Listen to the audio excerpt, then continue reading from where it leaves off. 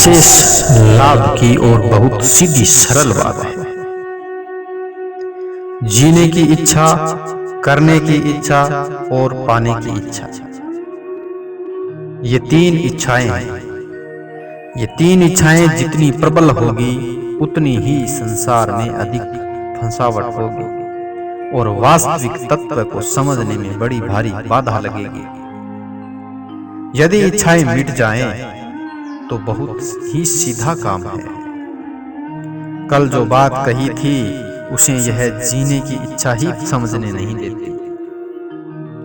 इस इच्छा से मिलता हुआ कुछ नहीं दिखता, फायदा कुछ नहीं है, सिवाय नुकसान के कोई फायदा नहीं है। यह जो बात है कि जितनी उम्र बीत गई उतने हम मर गए, तो जीने की इच्छा प्रबल होने से ही यह बात समझ में नहीं आती। अब पाव भर उम्र चली गई तो पाव भर हम मर गए, आधी उम्र चली गई तो आधे हम मर गए और पूरी उम्र चली गई तो हम पूरे मर गए। अब इसमें शंका क्या है? जैसे सरोवर में जल आ जाए तो पानी समाप्त होने पर कहते हैं कि पानी समाप्त हो गया, ऐसे ही आदमी मर जाए तो कहते हैं कि आदमी मर गया। पानी जिस दिन भरा उसी दिन वह नहीं खत्म हुआ, वह धीरे धीरे खत्म हो रहा है। पानी तो निरंतर खत्म हो ही रहा है, एक दिन पूरा का पूरा खत्म हो जाएगा। ऐसे ही मनुष्य निरंतर मरता जाता है। अब इसमें नई बात कौन सी है? तो यह सब का सब संसार मर रहा है, खत्म हो रहा है। महाभारत के वन पर्व में यक्ष और महाराज युधिष्ठिर का संवाद आता है। वहां यक्ष ने प्रश्न किया कि आश्चर्य की बात क्या है? इसका उत्तर महाराज युधिष्ठिर देते हैं, अहन्ये हनि भूतानि गच्छन्ति यमालयम शेषा स्थावर निच्छन्ति किमाश्चर्य मत परम। अर्थात संसार में प्रतिदिन ही जीव यमलोक को जा रहे हैं, फिर भी बचे हुए लोग यहाँ सदा जीते रहने की इच्छा करते हैं। इससे बढ़कर आश्चर्य और क्या होगा? अहन्य हानि अर्थात प्रत्येक दिन ही प्राणी यमलोक में जा रहे हैं। प्रत्येक दिन कैसे? जिस दिन जन्मा उसी दिन से यमलोक नजदीक आ रहा है। तो जितने दिन बीत गए उतनी उम्र तो कम हो ही गई, उतनी मौत नजदीक आ ही गई, इसमें संदेह नहीं है। दर्शन प्रति क्षण अदर्शन में जा रहा है, एक दिन नष्ट हो जाएगा तो दिखेगा नहीं। संसार प्रति क्षण नहीं में जा रहा है। यदि वर्तमान में ही सब का सब नहीं में मान लें तो वर्तमान में ही तत्व साक्षात्कार, ब्रह्म ज्ञान, तत्व ज्ञान, मुक्ति, आत्म साक्षात्कार हो जाए। मरने वालों का संबंध अपने साथ है नहीं, हम तो अमर है।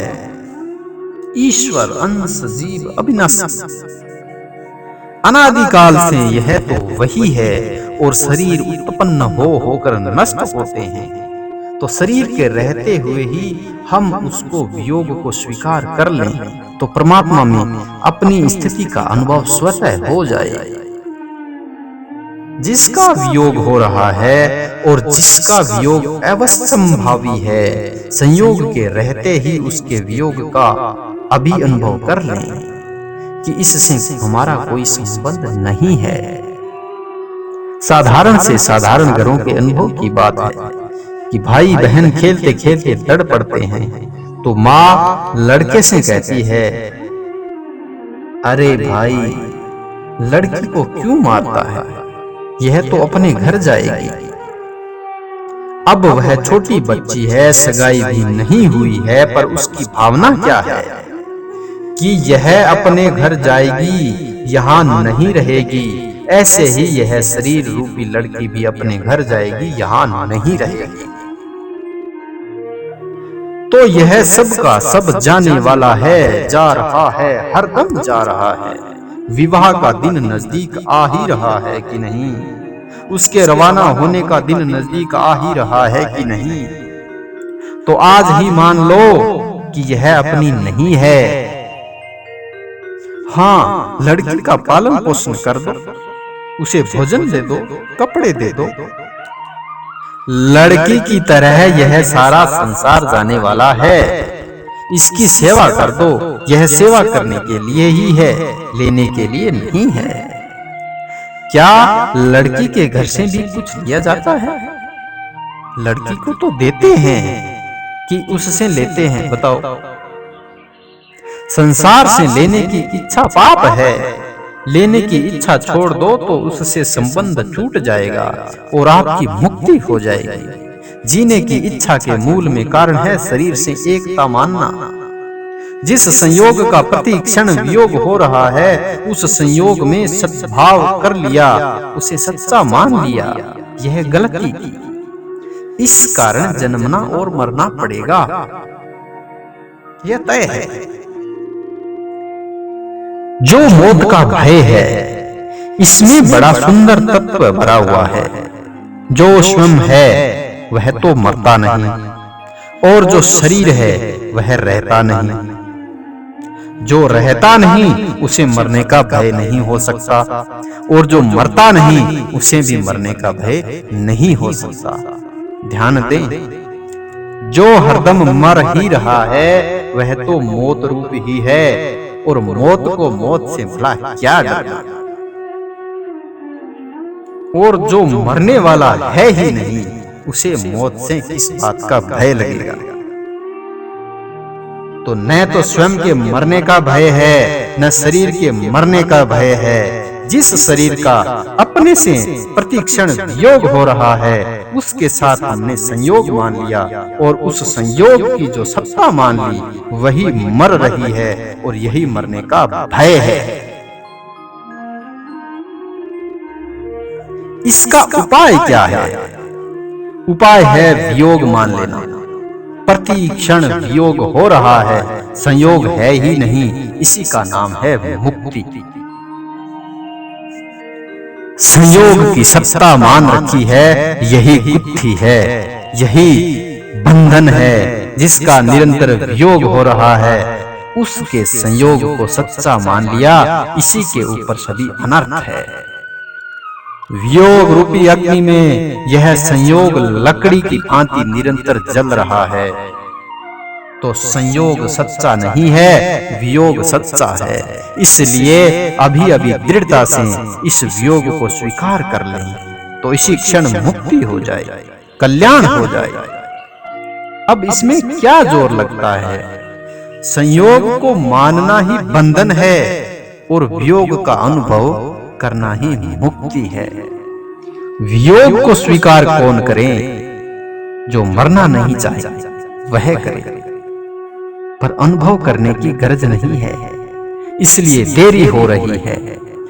गरज इसलिए नहीं है कि जीने की इच्छा है, और उसमें है संयोग जन्य सुख भोग और संग्रह की इच्छा, जो सबसे बड़ी बाधा है। इससे भी एक बारीक बात है, मेरा आपसे निवेदन रहेगा, आप बड़ी ध्यान से सुने। शरीर संसार का प्रति क्षण वियोग हो रहा है,